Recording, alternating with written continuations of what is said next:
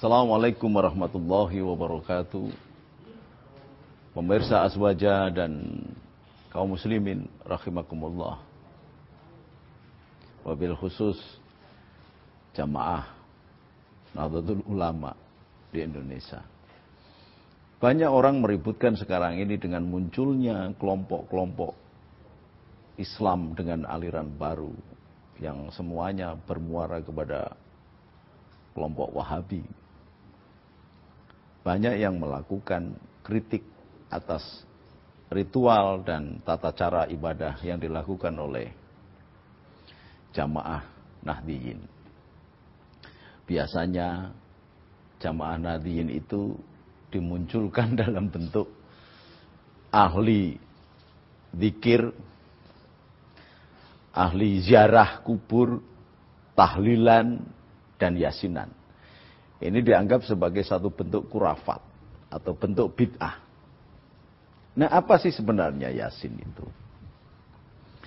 Yasin adalah surat yang bagi orang NU diyakini karena banyak hadis menyebutkan yang barang siapa membacakan surat Yasin kepada seorang yang meninggal dunia, maka akan diampuni dosanya.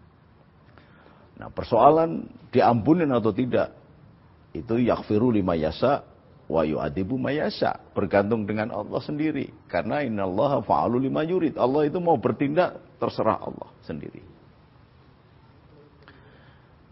Nah, Yasin itu pernah suatu saat ketika menjelang Rasulullah mau hijrah dihalangi oleh kafir-kafir Quraisy. Setelah hijrah pertama, hijrah kedua mengalami kegagalan, maka kemudian Rasul atas undangan dari kaum Ansor di Madinah akan melakukan hijrah di Madinah. Nah, pada saat akan hijrah itulah sudah dijaga rumahnya. Kemudian Rasul meminta kepada adik sepupunya yang kemudian menjadi menantunya, yaitu Sayyidina Ali Karamallahu wajah, Sang Haidar atau terkenal dengan julukan singa padang pasir, karena kelak kemudian hari Sayyidina Ali inilah yang mengalahkan orang-orang Yahudi Khaibar. Pada saat dikepung demikian, Sayyidina Ali diminta oleh Rasulullah untuk menggantikan tempat duduknya, tempat tidurnya. Kemudian Rasulullah membaca surat Yasin sampai dengan ayat yang ke-9. Yang kitab yang demikian ini menjadi akrab. Yasin wal Qur'anil Hakim innaka laminal mursalin ala siratim mustaqim ila layubsirun. Kemudian Rasulullah mengambil pasir dan menebarkan pasir itu kepada orang-orang yang mengepungnya. Maka sebagaimana firman Allah, orang-orang yang mengepung rumah Rasul itu kepalanya seperti dipasang tembok di depan dan di belakang, tertidur pulas. Itu salah satu mukjizat surat Yasin. Sebagian ulama mengatakan bahwa surat Yasin adalah hatinya Quran. Maka sering sekali Yasinan itu dibaca di mana-mana. Hanya memang harusnya yang paling bagus tidak hanya surat Yasin saja yang dibaca. Maka biasanya setelah Yasinan atau sebelum Yasinan diawali dengan tahlil. Nah, tahlil itu dilakukan dengan waratili Qur'ana tartilan. Dibacalah mulai dari surat Fatihah, surat An-Nas, kemudian surat Alaq, surat Ikhlas, dan pembukaan surat Al-Baqarah. Setelah itu baru membaca Yasin. Nah, kalau kita melihat bahwa sekarang ini menjadi kebiasaan Yasinan atau tahlilan, Rasulullah dulu apa pernah melakukannya? Pernah, tetapi tidak dengan rangkaian begitu. Ini kan karena para wali songo merangkaikan bahwa setelah ketika mengadakan doa kubur, doa apa, doa macam-macam, diawali dengan pindah rumah atau apa, diwacari dengan tahlil. Rangkaiannya itu. Karena apa? Tidak bisa membaca Quran penuh, sekurang-kurangnya membaca surat-surat yang ada di dalam Quran. Itulah gunanya Yasin. Apakah kemudian kalau membaca Yasin saja semuanya tercapai? Terserah Allah. Kita enggak berdoa pun Allah sudah mendahulukan karunia-Nya. Apa seorang bayi itu bisa meminta atau mengirim surat kepada malaikat Mikail untuk minta telinga, minta hidung, minta tangan? Tidak. Allah mendahului karunia-Nya. Bahkan kita bisa sholat, kita bisa rukuk, kita bisa makan, kita bisa berjalan. Itu Allah yang menggerakkan. Oleh sebab itu kita ada panggilan hayya 'alas shalah.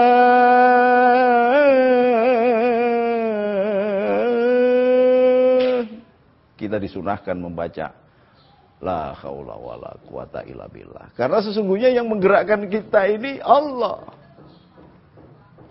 Hatta Rasulullah sendiri melakukan Isra wal Mi'raj, maka firman-Nya diawali dengan subhanalladzi asra bi 'abdihi lailam minal masjidil haram ilal masjidil aqsa. Jadi Allah yang memperjalankan, bukan Rasulullah yang jalan. Kayak seperti kita ini sedang menonton asbaja atau saya sedang berceramah di depan kamera asbaja. Ini karena Allah yang menggerakkan. Kalau tidak mungkin. Jadi membaca firman Allah, syukur bisa 1 hari khatam Quran. Tidak bisa seminggu.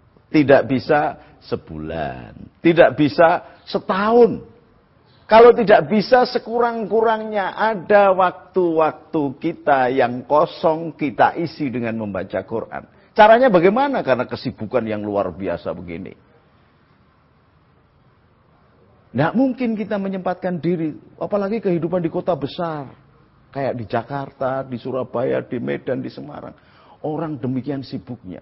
Maka ada tata cara para wali 9 untuk mengajarkan kepada umatnya dengan kumpulan baca Yasin sekurang-kurangnya. Apa Yasin saja yang dibaca? Enggak, pasti diawali dengan Fatihah, diawali dengan surat-surat yang lain.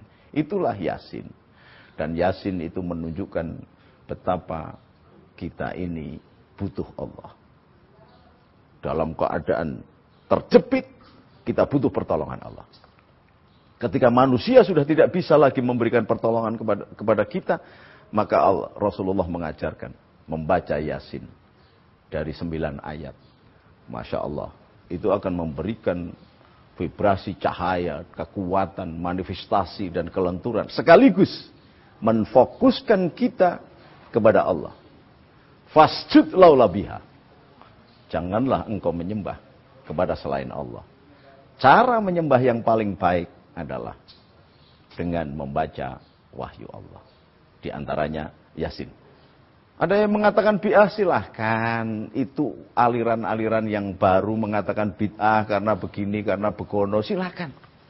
Tetapi tolong, sesama muslim jangan saling mengkafirkan. Ketika saya dikatakan kafir, maka saya akan membalas. Yang mengatakan kafir, maka dua-duanya menjadi kafir. Rasulullah mengatakan jangan hina Tuhannya orang lain. Bahkan orang lain pun kita tidak boleh menghina. Jangan hina Tuhannya orang lain. Karena mereka akan membalas menghina Tuhanmu dengan cara yang lebih zalim. Karena tidak tahu. Jadi silahkan. Bagi yang tidak menyukai aurat Yasin, silahkan. Tidak usah membaca Yasin, tidak masalah. Wong sampean semuanya ini tidak sholat juga nggak masalah. Bagi Allah tidak membuat miskin kok. Ya, membaca Yasin, membaca Quran, membaca juz amma, membaca apa saja. Buku-buku ilmu pengetahuan. Kita bisa melihat, Imam Ghazali mengatakan ketika kita membaca ayat-ayat Allah, maka disebut kita menimba ilmu yang masuk dalam kawasan fardu ain. Ketika kita membaca ilmu pengetahuan yang lain, maka disebut fardu kifayah. Sampai Allah mengatakan, yarfa'illahu alladhina amanu minkum waladina udzul ilma darajah. Ketika membaca Yasin dan kita menggali kandungan keilmuan tentang Yasin, maka Allah menjanjikan yarfa'illahu alladhina amanu minkum waladina udzul ilma darajah. Allah akan mengangkat derajat kita. Pemirsa Aswaja, ada yang mengatakan bahwa surat Yasin adalah hatinya Al-Quran. Nah, Quran itu apa? Quran adalah wahyu Allah yang disampaikan kepada nabinya tercinta sebagai bentuk penyempurnaan dari kitab-kitab sebelumnya. Sekaligus sebagai mukjizat Nabi Muhammad SAW. Yang di dalamnya mengandung semua perjalanan secara sempurna dari awal kelahiran manusia sampai kembali kepada Allah. Ini semua termaktub di dalam Al-Quran. Dan surat Yasin menceritakan, mengandung arti secara singkat dari perjalanan itu sampai ke sana. Maka jangan heran kalau dikatakan surat Yasin adalah hatinya Quran. Ada ulama yang mengatakan Fatihah lah kandungan segalanya Al-Quran. Di dalam Fatihah terangkum di dalam Bismillah. Ini menceritakan kisah perjalanan dari nol, bermula dari air yang jember. Innal insana fi ahsani taqwim. Sampai kepada Allah menghidupkan dari yang mati dan mematikan dari yang hidup. Itu Yasin. Hampir semua aspek kehidupan ada di sini. Surah Yasin ada tahlilnya. Bismillahirrahmanirrahim. Yasin. Ada malah yang disebut dengan Yasin Fadilah, itu dibaca 7 kali. Yasin, Yasin, Yasin, Yasin. 7 kali. Wal Qur'anil Hakim. Yasin itu hanya Allah yang tahu. Wal Qur'anil Hakim, demi Al-Quran yang penuh hikmah. Innaka laminal mursalin, sesungguhnya kamu adalah salah seorang dari rasul-rasul. Tanzila azizir rahim. Ala sirati mustaqim. Yang berada di atas jalan yang lurus. Tanzila azizir rahim, sebagai wahyu yang diturunkan oleh yang maha perkasa dan maha penyayang. Jadi kalau ini adalah wahyu, jadi Quran Yasin ini adalah wahyu, dan sekaligus menjadikan penegasan atas kewahyuan, kerasulan Nabi, maka surat Yasin ini dianggap, kalau orang Jawa namanya, kekancingan. Beselitnya Nabi untuk menjalankan summa ja'alnakum khulafa fil ard wa ma arsalnaka ila rahmatan lil alamin. Nah, kalau kita punya ijazah SMA saja kita simpen luar biasa, kita laminating, kita simpen di lemari supaya awet.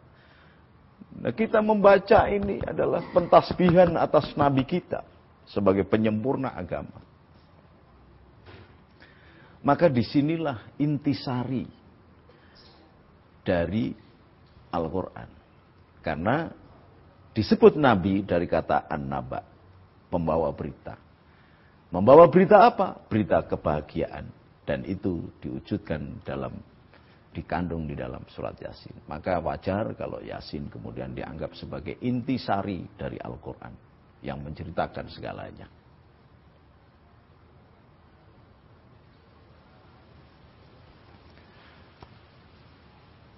Pemirsa yang terhormat, suatu saat ketika saya sedang melakukan umroh, karena alhamdulillah saya setiap tahun memang umroh sambil membawa jamaah, dan hari Jumat sambil menunggu Jumatan saya duduk di depan Ka'bah membaca Yasin Fadilah sampai bercucuran air mata, bersyukur, ya Allah, Allahumma zid hadal baita tasrifan wa taktiman wa takriman wa mahabatan wa zidman sarofahu wa adamahu wa karamahu mimman hajahu awit tamarahu tasrifan wa taqdiman wa takriman wa mahabatan. Saya kemudian membaca itu, menetes air mata sambil berdoa.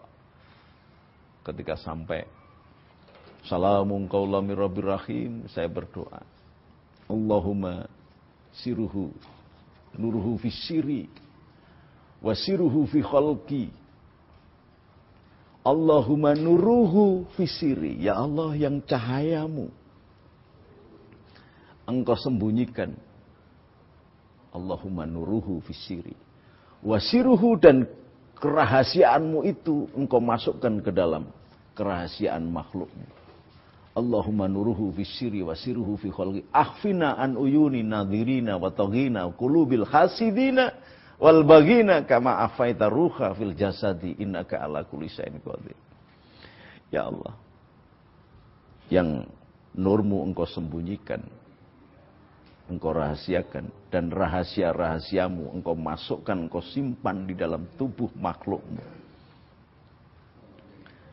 Maka mohon ya Allah, tutuplah kesalahan kami, kelemahan kami. Rahasiakan keburukan kami, sebagaimana Engkau menyembunyikan ruh di dalam jasad kami. Karena siapa sih manusia yang sempurna? Yasin mengajarkan doa itu. Pengakuan atas kelemahan kita, pengakuan atas kekotoran kita di dalam doa setelah membaca Yasin. Masya Allah, keajaiban. Ini tahatus bin nikmah. Saya melihat betapa tidak tidur, nunggu, dan sebelah-sebelah saya, santri-santri saya juga ikut nangis membaca kandungan dan doa Yasin. Siapa sih yang tidak merasa kecil di hadapan Allah dan di Ka'bahnya Allah? Runtuh kesombongan kita, pengakuan atas dosa-dosa kita. Selama ini kita menjadi pemimpin tidak pernah bisa berbuat adil.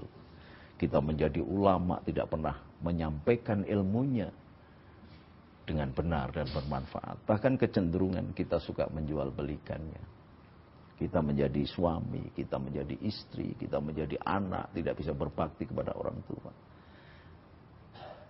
Kita menjadi rakyat hanya ribut saja dan demo kepada pemimpinnya, tidak pernah melakukan pendekatan dan mengingatkan. Padahal sebagai tugas ulama adalah afdhalu jihad kalimatul haqqin inda sultanin jair.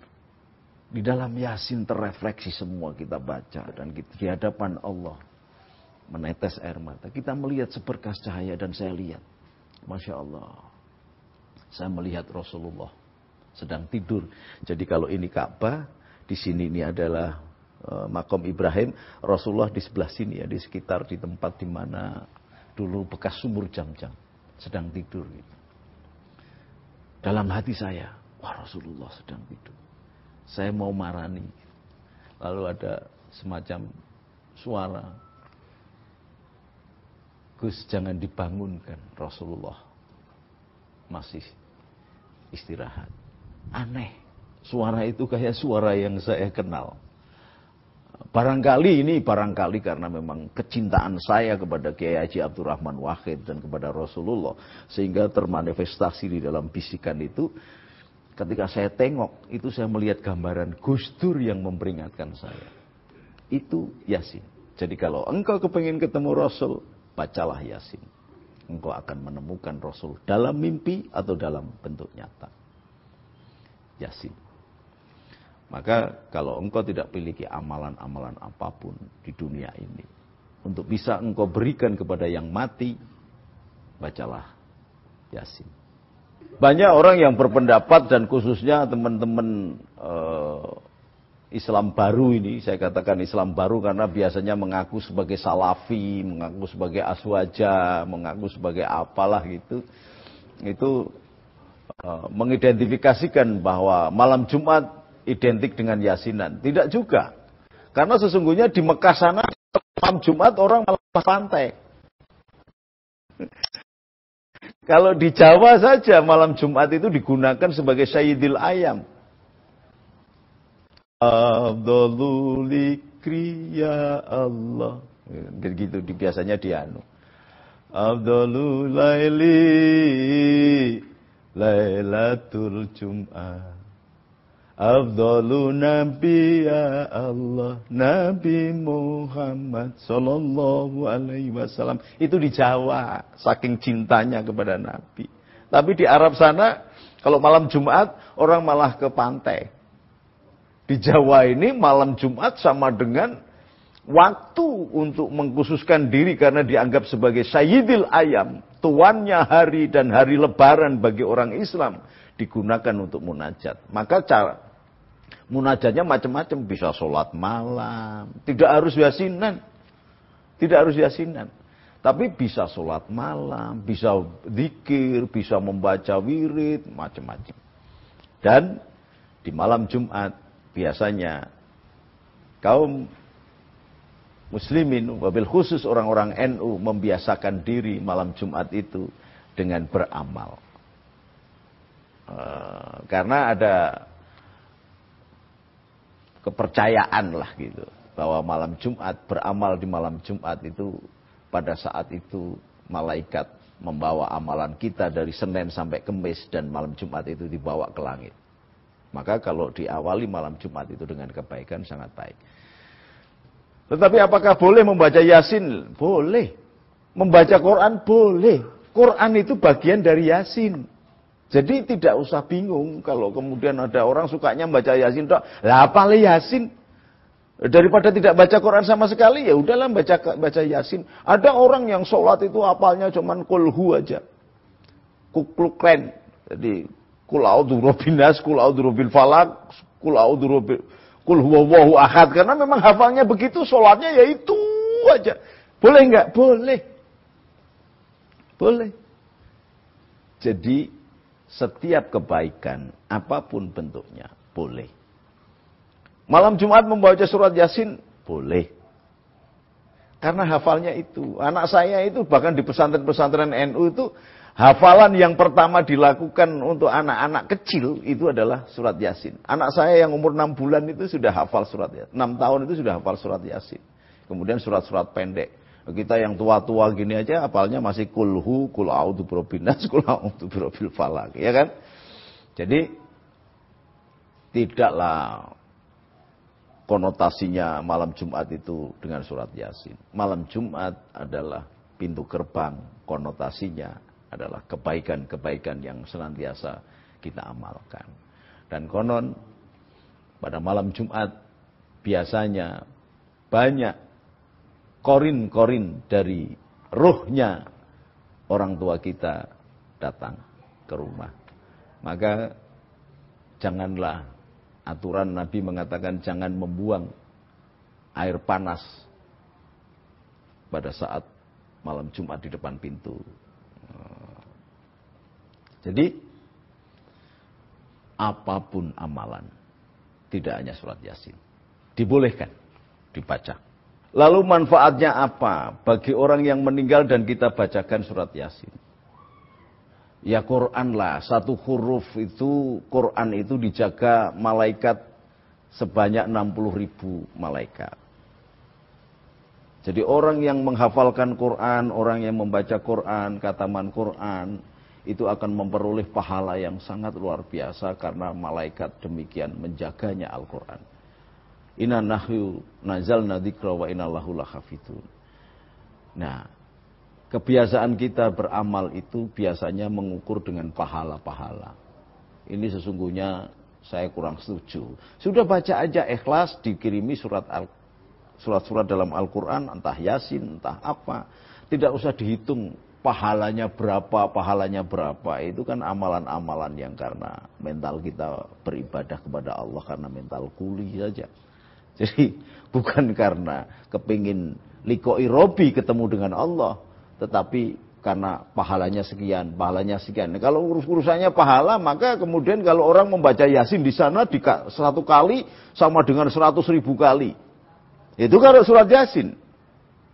Nah kalau sholat, 1 rakaat di Mekah sama dengan 100.000. Kalau umroh di sana 11 hari, kalikan 5 waktu, kalikan 100.000, Bisa saja karena hitungannya adalah pahala, pulang ke Indonesia tidak perlu beribadah. Karena apa? Karena sudah beribadah rapel sekian ratus tahun. Bukan itu ukurannya. Ukurannya adalah sebanyak-banyak orang yang membaca Quran, sebaik-baik orang yang beramal karena keikhlasan kepada Allah adalah pahala liqoi Robi. Oleh sebab itu, Robi'ah Ad-Dawiyah mengatakan, masukkan aku di dalam nerakamu ya Allah sepanjang aku bisa melihat wajahmu. Nah, ini banyak kaum muslimin yang beribadah hanya karena perhitungan pahala. Seperti ibadahnya tukang batu, pemborong, sehingga dalam agama pun terjadi transaksional. Sesungguhnya tidak, jangan dengan pahala lah. Ukurannya adalah sedekat apa kita kepada Allah. Jadi amalan apapun, surat apapun yang kita baca bukan karena pahala. Jadi kalau kita membacakan Quran, pahalanya disampaikan kepada yang mati, tidak usah dihitung seberapa besar. Nah, ada bahkan yang mengatakan, karena banyak ini sekarang aliran yang mengatakan bahwa doa itu tidak sampai. Maka kalau dianggap doa atau bacaan Yasin, bacaan tahlil tidak sampai kepada yang mati, coba datanglah ke seorang yang memiliki kepercayaan itu, kemudian ketika ada orang mati sampai katakan mudah-mudahan si fulan ini masuk neraka. Gitu. Marah nggak dia? Kalau dia marah, kenapa? Wan, doa kan tidak sampai. Maka banyak orang yang menafsirkan ingkoto amalu ala bani Adam ila salasin. Terputuslah amal bani Adam kecuali 3 perkara, yaitu amal yang soleh, doanya anak yang soleh, amal yang yang diterima oleh Allah, dan ilmu yang bermanfaat. Tetapi ada satu cerita, ada sejarah mengatakan ketika Rasulullah didatangi oleh seorang sahabat karena orang tuanya sering mengambil gelang dan perhiasan istrinya. Lalu sahabat ini melapor kepada Rasulullah, ya Rasulullah, orang tua saya sering mengambil perhiasan istri saya. Maka Rasulullah ketika itu langsung meminta agar orang tua itu dipanggil di hadapan Rasulullah. Akan dimarahin oleh Rasulullah. Tapi buru-buru malaikat Jibril mendatangi dan turunlah ayat. Wa wasainal insana biwalidaini hamalathu ummuhu wahnan ala wahnin wa fisaluhu fi amaini aniskurli waliwalidaika ilayal masir. Di sini rahasianya. Jadi yang namanya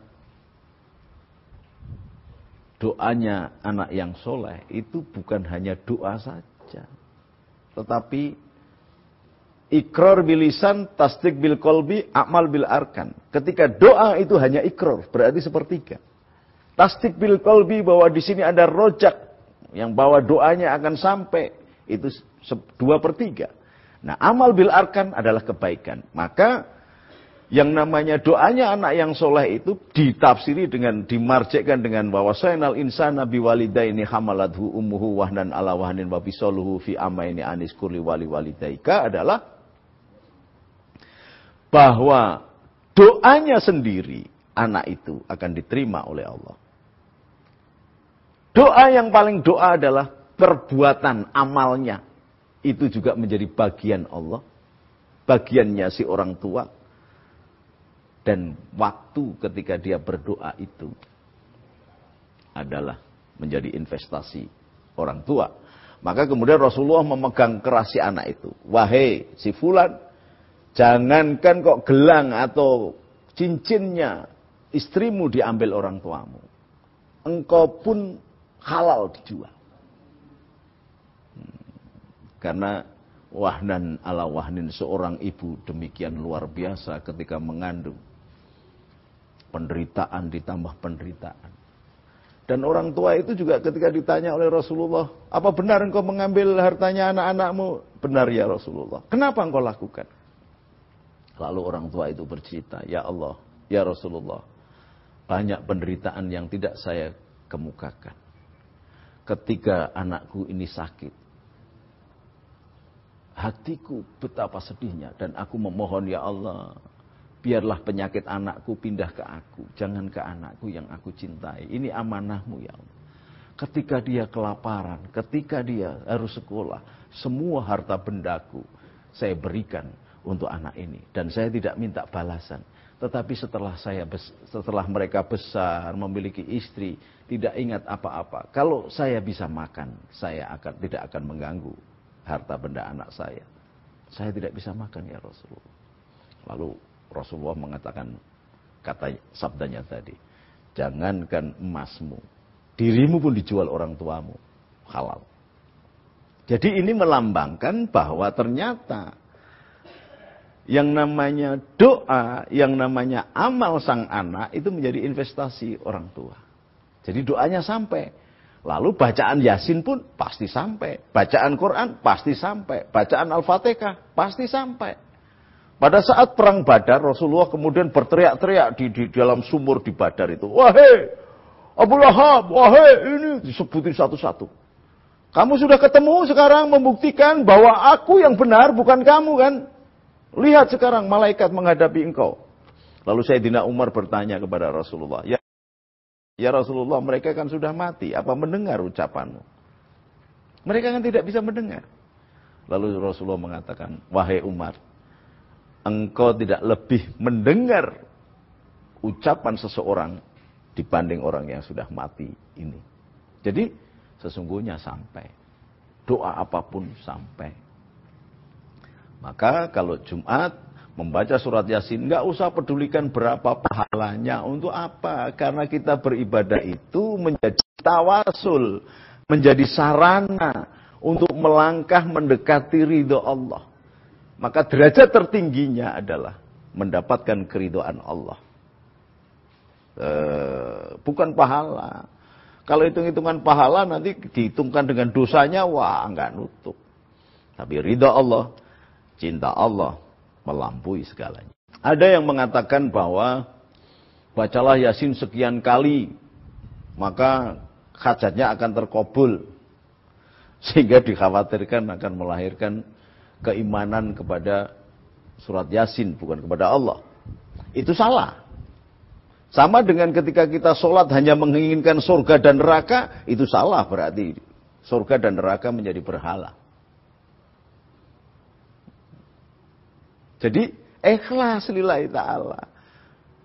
Bahwa wa may ya'mal misqala dzarratin khairan yara wa may ya'mal misqala dzarratin syarran yara. Jadi kalau engkau beramal kebaikan satu biji sawi akan dibalas oleh Allah. Dan beramal keburukan satu biji sawi akan dibalas oleh Allah. Nah, membaca Yasin itu berapa ayat coba? Sekian ayat kali sekian balikan, sekian kataman, itu pahalanya luar biasa. Tetapi saya kan katakan tadi, bukan karena pahalanya. Tetapi kalau kita melihat anak kita yang senantiasa ngepel, menyuci baju, membersihkan ruangan, melakukan kebaikan, pasti saya akan melihat ini anak baik, maka akan aku berikan. Sesungguhnya karunia Allah itu jauh lebih besar dari bacaan kita. Dari sholat kita. Kalau kita menentukan ini akan melahirkan begini, maka akan ada aturan. Kalau ada aturan seberapa banyak engkau berbuat baik, lalu engkau tuntutkan kepada Allah, maka akan ada aturan. Harus dituntut kefasihan, dituntut kesucian, dituntut keikhlasan. Tidak bisa. Tidak ada amalan yang ikhlas. Maka kita tidak akan menemukan apa-apa. Wala yuqbalu amalu fihi midadarotin minariya. Tidak akan diterima amalan yang di dalamnya tidak ada keikhlasan. Jadi mau berapa-berapa keyakinan begitu itu menjadi tawasul. Karena Allah menurunkan wahyunya. Di antaranya surat Yasin, maka kita membaca wahyu itu supaya apa? Supaya melenturkan hati kita, melembutkan hati kita. Kemudian berpaling kepada Allah, memasrahkan diri. Bacaan sekian kali ini melahirkan konsentrasi. Ketika konsentrasi melahirkan kekhusyuan. Kekhusyuan melahirkan kepercayaan yang tinggi kepada Allah karena membaca Yasin. Jadi bukan Yasinnya. yang memberikan sesuatu, tetapi Allah sendiri. Bahkan ada orang yang tidak berbuat apa-apa pun kalau Allah memang mau membukakan ridhonya nggak masalah. Ada suatu saat di zaman Dunun al-Misri ada seseorang yang ahli maksiat. Dia hanya menemukan tulisan Bismillah, kemudian Bismillah dikasih minyak disimpan di dalam kupluknya. Setiap kali dicium dikasih minyak mendatangkan keridhaan Allah. Jadi innallaha fa'alu lima yurid. Allah itu dalam bertindak terserah Allah sendiri. Ada hukum tersendiri yang tidak ada paksaan dari yang lain. Itu kemerdekaan Allah. Maka bahwa ini membaca ini itu karena pengalaman ada orang membaca Yasin sekian, maka kemudian keperluan-keperluannya dikabulkan oleh Allah. Wong tidak membaca Yasin juga dikabulkan kok. Apa harus membaca Yasin? Enggak kan? Ada yang membaca surat Ikhlas. Wow, kalau di pesantren-pesantren membaca surat Ikhlas itu kenapa? Karena surat Ikhlas itu dijaga oleh malaikat, jumlahnya kelihatan. Di Arsy itu ada 16.000 sudut. Setiap sudut itu ada berpecah lagi jadi 16.000 sudut. Dan setiap sudutnya ada 16.000 malaikat. Semuanya membaca surat Ikhlas. Jadi 16.000 kali 16.000 kali 16.000. Berapa miliar itu? Itu membaca surat Ikhlas. Yang kalau ada orang sedang membaca surat Ikhlas, maka pahalanya malaikat ini diberikan kepada orang yang membaca surat Ikhlas. Jadi tidak hanya Yasin. Jadi harus berapa kali? Bilangannya terserah hatimu. Karena itu yang menjadi parameter adalah hati. Hati adalah cermin pahala dan dosa manusia. Maka sebanyak-banyaknya zikron kasiron. Kalau surat Yasin dimaknai sebagai zikir, maka jadikanlah surat Yasin itu zikirmu sebanyak-banyaknya. Tidak harus pakai ukuran berapa kali, berapa imbalan. Bahwa terkabul atau tidak terkabul, itu terserah Allah. Kita punya hak untuk berdoa kepada Allah. Lantarannya, tawasulnya dengan membaca Al-Quran, membaca surat-surat, membaca ayat-ayat Allah. Bahwa diterima atau tidak diterima. Dikabulkan atau tidak dikabulkan. Diberikan balasan atau tidak diberikan balasan. Allah yang berhak. Tetapi Allah pasti akan memberikan balasan. Sekecil apapun amalan kita. Karena Allah maha adil. Jadi nggak usah pakai ukuran berapa. Nggak usah pakai kepercayaan begitu. Pokoknya sepanjang kita ini DP kepada Allah. Kalau Yasin itu menjadi sebab karena kebiasaanmu, karena engkau hafal surat Yasin dan engkau suka membaca Yasin, dan itu menjadi jalan untuk menuju kepada ridhonya Allah, why not? Silahkan. Tetapi jangan dianggap bahwa hanya sekian kali melahirkan sekian. Itu biasanya para wali, para ulama itu mengerti titik konsentrasi kita. Membaca Yasin lebih dari 3 kali biasanya kita sudah khusyuk. Maka di situ itulah titik leburnya. Maka membaca ayat ini sekian kali itu bukan harus dibaca aturannya begitu, enggak. Ini titik leburnya. 1 kali, 2 kali, 3 kali biasanya belum khusyuk. Nah setelah sekian kali khusyuk itu titik didih kalau dalam bahasanya kimia. Jadi baca aja sebanyak-banyaknya sebagai bentuk dzikron kasiron. Nah, bahwa kemudian kok melahirkan keajaiban, masing-masing orang memiliki pengalaman sendiri-sendiri. Pada tahun 1990 saya divonis dokter umur tinggal 6 bulan karena saya kena liver dan gula. Bahkan suatu saat di zaman Gus Dur masih hidup, Gus Dur itu gulanya 700, saya 650. Nah, dalam kondisi begitu limbung. Asam urat saya pernah diperiksa itu sekitar 13,7. Kolesterolnya 420. Jadi sudah tidak ukuran orang normal. Ukuran orang normal sudah matilah. Nah dalam kondisi yang begitu, saya semacam mengalami halusinasi yang luar biasa. Lalu di antara sadar dan tidak sadar menunggu kematian itu, saya minta kepada istri saya, coba bacakan surat Anas. Membaca ayat kursi, membaca ini. Tapi kayaknya dirubung macam-macam gitu. Begitu istri saya membaca surat Anas itu tangannya kayak bara. Wah itu kayaknya bayangan saya. yang rubung, yang itu bisa menyingkir semua. Jadi kadang-kadang bacaan-bacaan Quran itu kita temukan kemu'jizatannya, kehebatannya setiap orang sendiri-sendiri. Tidak hanya surat Yasin. Bahkan ada satu surat, satu ayat saja. Innahu min Sulaimana wa innahu bismillahirrahmanirrahim. Jadi ketika saya kemudian diperintah oleh guru saya untuk membuat pesantren, karena saya tidak punya apa-apa, begitu saya divonis dokter umur tinggal 6 bulan itu harta benda saya keluarkan semua, saya bagikan semuanya. Tinggal 3 setel sambil menunggu kematian karena umur tinggal 6 bulan kata dokter sak Semarang pada waktu itu. Lalu tiba-tiba disuruh membangun pesantren, dari mana duitnya? Saya diberi amalan oleh guru saya, namanya Hadratus Syekh Kiai Haji Abdul Aziz Imam Puro. Jadi keturunan Sunan Kalijogo yang kesekian, yang tinggal di Salatiga, di Tegalrejo, Salatiga. Mewiridkan innahu min Sulaimana wa innahu bismillahirrahmanirrahim. Bagaimana bacanya Kiai? Berapa kali? 1549 Gus. Berapa kali? Berapa hari? Umurmu berapa? Pada waktu itu umur saya 32 tahun. 32 hari. Dan ditawafi tanahnya itu. Karena saya nggak punya apa-apa, ya sudah saya ambil tanah, saya tawafi aja. Semua ambil tanah sembarangan. Ajaib. Tanah yang saya ambil, saya tawafi itu. Kemudian pagi-pagi namanya Haji Ali datang ke tempat saya. Gus, apa sampean mau bikin pondok? Iya. Buat tanah saya dibeli, nggak punya duit saya cuma 1 juta. Itu tanah 1 hektar disuruh beli 1 juta. Udah, kamu sodakoh kepada saya duit 1 juta, saya sodakoh tanah kepadamu 1 hektar. Bikinlah pesantren. Apa itu ketika dibaca oleh orang lain memiliki efek yang sama? Belum tentu.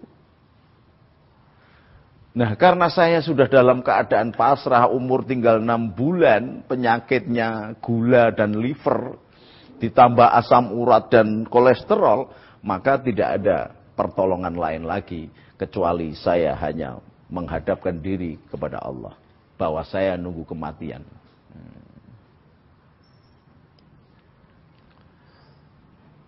Kemuliaan surat Yasin.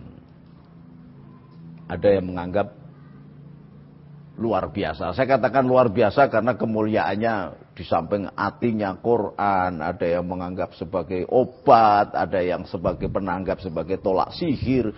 Kemuliaan yang sangat luar biasa. Karena di situ mengandung sejarah dari bagaimana Allah nanti diceritakan di situ Allah mengangkat derajat seseorang, kerasulannya dari awal kematian sampai ke kemuliaan surat Yasin. Tetapi jangan kemudian menjadikan Yasin sebagai berhala. Semulia apapun, wahyu Allah sama derajatnya. Jadi, jangan berhalakan ayat Allah. Yang kita sembah adalah Allah. Surat yang lain hanya kalamullah, firman-Nya Allah.